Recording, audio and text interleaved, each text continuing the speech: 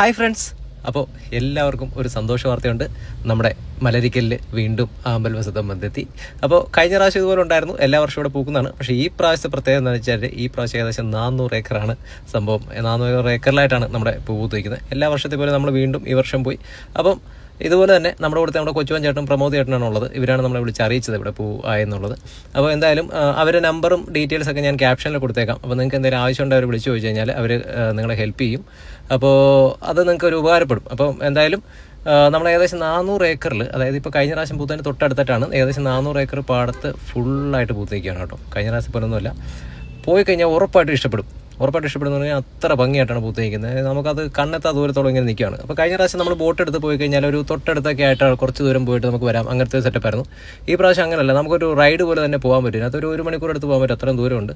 പോകുന്ന ഒരു ചെറിയ അമ്പലമൊക്കെ ഉണ്ട്, നല്ല ഭംഗിയാണ് സംഭവം. അതുപോലെ ഒരുപാട് പൂത്തിട്ടുണ്ടെന്ന് പറഞ്ഞാൽ ആ ഏരിയ എവിടെ നിന്ന് നോക്കിയാലും ഫുള്ള് കാണത്തില്ല, കണ്ണെത്താ ദൂരത്തോളം പൂത്തിട്ടുണ്ട്. ബാക്കിയുള്ള ഭാഗങ്ങൾ ഇനി പൂക്കാനുണ്ട്.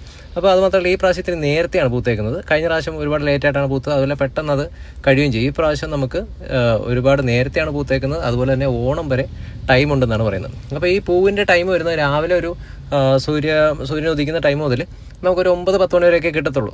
സൂര്യപ്രകാശം വന്നു കഴിഞ്ഞാൽ പിന്നെ അധികം ഈ പൂ വാടിപ്പൂവല്ല, അത് പിന്നെ അതിൻ്റെ ആ പൂത്തതിൽ നിന്ന് വീണ്ടും നോർമലിലേക്ക് എത്തും. പിന്നെ പിറ്റേ ദിവസം രാവിലെയാണ് വരുന്നത്. അപ്പോൾ അതുകൊണ്ട് തന്നെ നിങ്ങൾ ആരെങ്കിലും വരാൻ ഉദ്ദേശിക്കുന്നുണ്ടെങ്കിൽ ഈ ടൈമിൽ പോയി കാണാൻ ശ്രമിക്കുക.